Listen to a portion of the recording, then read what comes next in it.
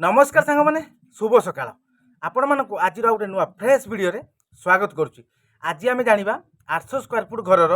Neutral level पर्यंत केते कौन खर्च हम केते बाई केते कलम हम कौ इटार आम जोड़े करवा बाहर साइड कांथ आम केते इंचिया जोड़े करुचु भीतर साइड कांथ आम केते इंचिया जोड़े करुचु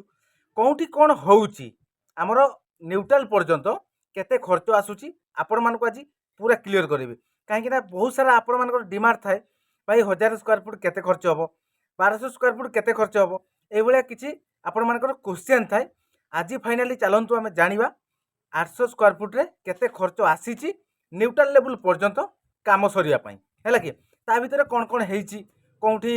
केते मापर होती सबकि आपण मानक देखी है कि आपण मैंने आगे वीडियो देखी नियंतु कौन कौन कौटी होती आम देखी नवा केतरा रूम होती लैट्रिन बाथरूम केते मापर होती आ रोसई घर केते मापर होती आ बारिंडा सब केते मापर होती सबकि वर्तमान क्लियर देखा तापरे मु आपण मानक पूरा क्लियर करेबी इटा केते लागी सीमेंट केते लागी माने सबकि आम एमाउंट करवा केते टंका खर्च आसी है कि 800 स्क्वायर फुट न्यूट्राल लेवल पर्यंत चलतु आपण माने वीडियो कंटिन्यू करंतु।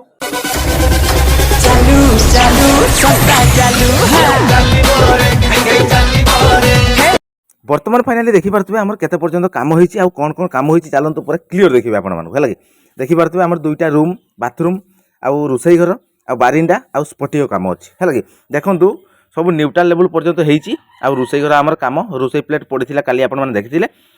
तो तापर आम जोड़ी करवा न्यूट्राल लेवल देखु बाहर साइड बर्तमान मुझे देखईदेवी आपण मानक बाहर साइड सब 10 इंचिया कांथ होईची आ भीतर साइड सब 5 इंचिया कांथ होईची है कि बर्तमान देखिए आम रूम साइज केते कौन अच्छी आ केते बाट काम होईची देखु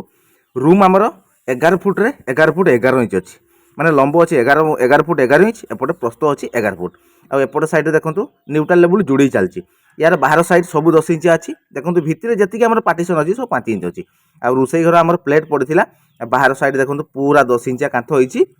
न्यूट्राल लेवल पर्यंत आमर 9 पार्ट बाकी अच्छी आउ एपट साइड देखो यहाँ आम गोटे कटपिस कांथ अच्छी एटा भी पूरा न्यूट्राल लेवल पर्यंत उठिबो किंतु 5 इंच अच्छी एपट साइड आपण माने देखिथिले आमर सीढ़ी काम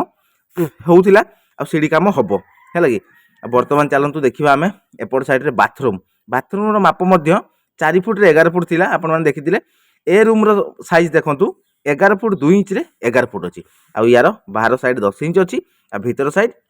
5 इंच कांथ अच्छी है देखो ये किसी अच्छी न्यूट्राल लेवल पर्यंत होईची न्यूट्राल लेवल पर्यंत आमर कौन कौन लगी केते लगी सब आज मु क्लियर करी आपण मानक देखो पूरा भीतर साइड जो पार्टीशन थिला 5 इंच रे कांथ होइतिला हैला आउ बाथरूम रो साइज देखो कहली आपण मानक 4 फुट रे 11 फुट अच्छी यार बाहर साइड भी 10 इंच अच्छी आउ भीतर साइड 5 इंच कांथ अच्छी एई भलिया काम आमर हेची आउ आगर स्पटिक बाकी अच्छी आगर स्पटिक तो डिजाइन हबो तार माने राउंड पिलर हबो जेकी कांथ हबो हैला कि देखंतु एई भलिया किछि अच्छी आगर स्पटिक देखि पाले आमर एतिकी पर्यंत काम अच्छी आ अल्प किछि जुड़े बाकी अच्छी करदेना आमर न्यूट्राल लेवल पूरा कंप्लीट हो जिवो हैला कि तो एबे तो फाइनली आपण माने देखिले कोठी आमर कोन भलिया सिस्टम रे काम होईची तो वर्तमान आमे जानिबा इटा केते लागिची बाली केते लागिची सब आमे अमाउंट करिकी पूरा तार टोटल हिसाब कैलकुलेट करबा हैला कि देखंतु बाहर साइड तो आपण माने देखिले आमर 10 इंच रे जुड़े हेची भीतर साइड 5 इंच रे जुड़े हेची रोसई घर स्लैब मध्ये पड़ीची कलम भी पड़ी आमर कलम 14टा कलम होती आ कलम रो साइज मध्ये आपण माने देखिले 10 बाय 10 कलम अच्छी यही हिसाब से आम कैलकुलेट करवा वर्तमान इटा कैलकुलेट है कि इटा आमर लगी 5520 माने आपण माने केमती कैलकुलेट करेंगे देखो जिते आपण माने इटा जोड़े कर गोटे पाट फास्ट गणिदेवे आपण माने माने total 5 inch Basu 10 inch Basu गोटे पाटर आपण मानकर केते लागुची से भाई हिसाब से आपण मैंने कैलकुलेट करेंगे न्यूट्राल लेवल पर्यंत केते पार्ट होती आमर ये गोटे पाटरे 240 इटा लगी से भाई हिसाब से आमर 23 पार्ट होती बुझिपारे 23 पार्ट आमर 5520 इटा लगी बर्तमान आम इटार प्राइस काढ़ा इटा आमर माने कैरिंग चार्ज सह माने गोटे इटा 10 टंका हिसाब से पड़ुची ताले आपण मानकर इटा केते गला इटा आपण मानकर 55200 टंका जाइछि हैला कि तो तापर आमे बाली हिसाब करबा बाली केते फुट जाइछि हैला कि बाली आपण मानकर 200 फुट काम होइछि 200 फुट माने आपण मानकर वर्तमान रेट रे पर ट्रिप 3000 टंका 200 फुट काम होइछि माने 6000 टंका आपण माने टोटल कैलकुलेट करंतु लास्ट रे देखिबे केते अमाउंट होउछि हैला कि ताले हमर इटा गला वर्तमान आमे बाली कैलकुलेट कले वर्तमान आमे जानिबा केते सीमेंट जाइछि एतिकी पर्यंत आमर काम होबा पई 30 बैग सीमेंट जाइए बर्तमान तो आपण मैंने जानते सीमेंटर रेट केते अच्छी 360 टंका लगाए पार बैग से भाई हिसाब से आपण 30 बैग सीमेंटर दाम 10,800 टंका आपण मानकर बर्तमान आम जाना चिप्स चिप्स आपण मानकर कौटी कौटी लगी आपण मानकर जो कलम है 10 बाई 10 कलम अच्छी कलम लगी आ रोसई प्लेट जो पड़ी रोसई प्लेट लगी आ जो आपण मानकर झरका बेरिंग होतापाई आमर 100 फुट चिप्स जाइए बर्तमान चिप्स दाम है 7,000 टंका 100 फुट को तापर एवं आम जाना रोड केते जाइए रोड जो आपण मानकर यूज होती कलम रे प्लस बेरिंग रे ता सहित रोसई प्लेट रे एमती आपण मानकर जदि अमाउंट कराउची टोटाल आमर रोड जाइए 18,000 टंका 12 mm 8 mm मिसिकी आपण मानकर 3 क्विंटाल पाखापाखि रोड जाइए 18,000 टंका खर्च होती ताले एबे आपण मानकर न्यूट्रल लेवल पर्यंत इटा गड़ी बाली सीमेंट रोड सबकिछ आपण मानकर कैलकुलेट है लेबर लेबर खर्च न्यूट्रल लेवल पर्यंत खर्च होती 12,000 टंका है कि ताले बर्तमान आम कौन करवा टोटाल आम कैलकुलेट करवा केते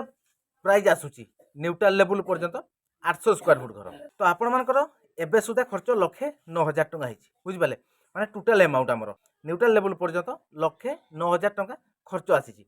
या पूर्व भी आपण मानकु देखैथिली सेम बिल्डिंग 800 स्क्वायर फुट घर तली छात पर्यंत केते टंका खर्च होइतिला जदि आपण माने वीडियो देखि नथिबे पूर्व वीडियो अच्छी देखिपारे 2,03,000 टंका खर्च होइतिला ताले आपण मानकर सी 2,03,000 ये हूँ 1,09,000 ताले आपण मानकर 3,12,000 टंका एबे सुधा 800 स्क्वायर फुट न्यूट्रल लेवल पर्यंत खर्च आसी बुझिपारे ताले आपण माने सही भाई हिसाब रे कैलकुलेट करी चलतु आमे केते स्क्वायर फुट रे घर बनैबा जने भाई मते कमेंट्स करथिले भाई आमे आम पाखे पैसा ना आमे केमती घर बनैबा कम पैसा रे देखंतु वर्तमान सिचुएशन ले